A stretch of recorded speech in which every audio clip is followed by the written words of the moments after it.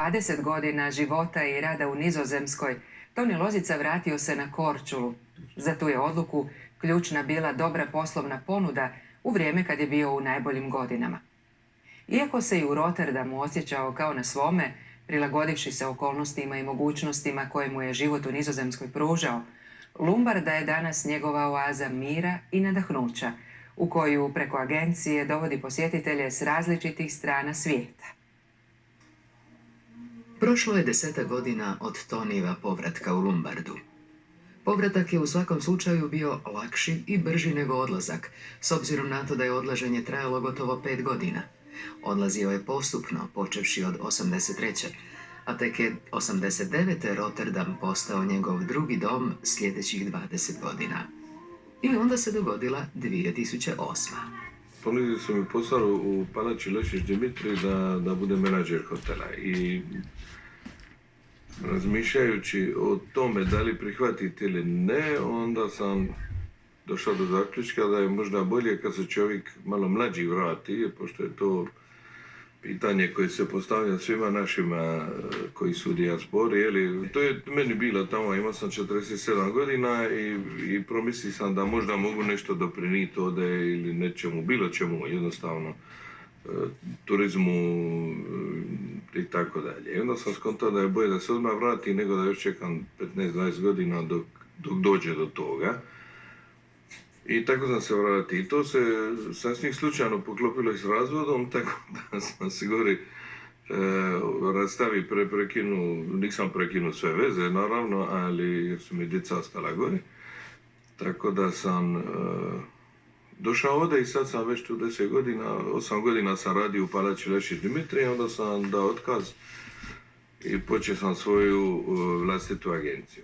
Za života u Nizozemskoj radio je svakojake poslove, no Rotterdam je imao ono nešto što ga je podsjećalo na njegov škoj. Isto lipo vonja. Ima, kako bi rekao, sezone se mogu navonjati. Ideš, izađeš vanka i možeš navonjaviti arbura, vonja drugčije nego šiloko i tako. Dakle, tako se može se i stađuni navonjati. Sad, stađun proljeće. To je u biti vonj za mene, iz moga djetinjstva, ostao vonj od kopera. Piture što se pituraju na obarke, copper paint. Nije stoga čudno što je prvi posao pronašao upravo u brodarskoj tvrtki, no radno iskustvo stjecao je na više strana. Onda sam radio za jednog špeditera baš 1,5 godine na određeno vrijeme, onda sam uletio u trgovinu čajem.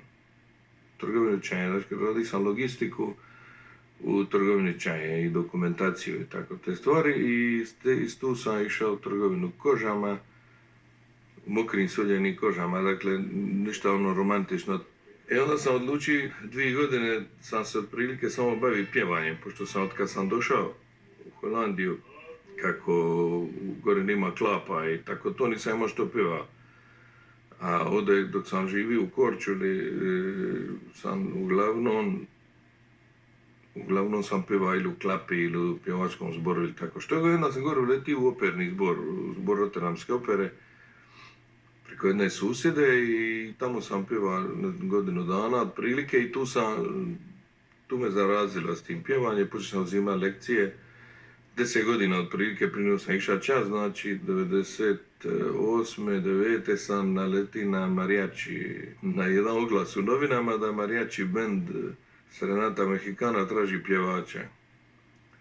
A malo prije toga je meni žena poklonila CD sa Placidom Domingovom gdje pjeva mariachi.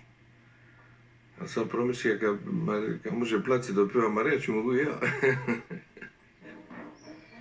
Otočna glazbena tradicija ipak se ponajprije veže uz Morešku, jer s njom se rodio.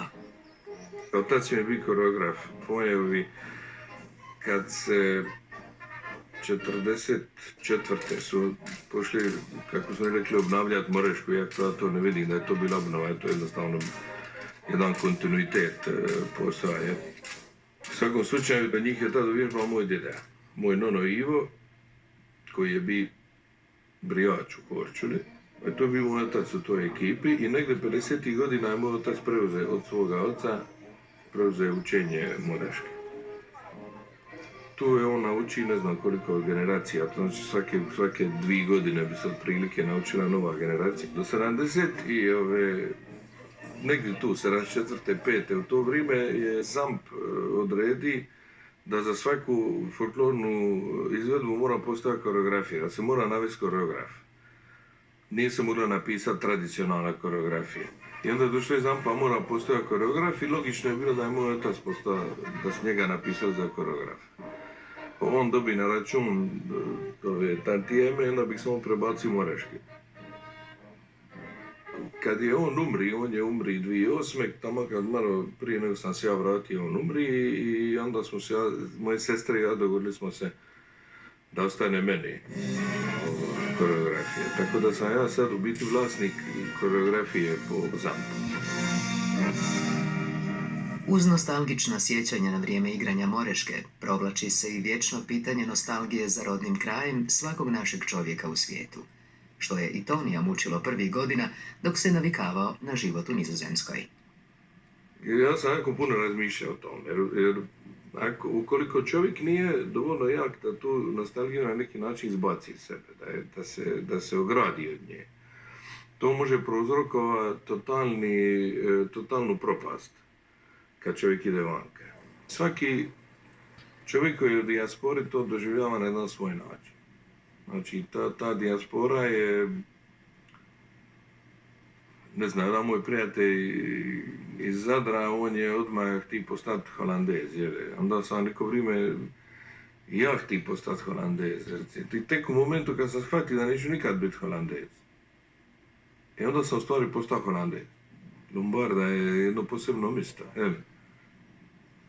Lombarda je u biti začetak Korčule, dakle, svi korčulanski gosti se kupaju u Lombardi. Ovdje i bura malo slabije puše nego u Korčule i ovdje je druga energija. I zato su vjerojatno i Grci ovdje došli prvo.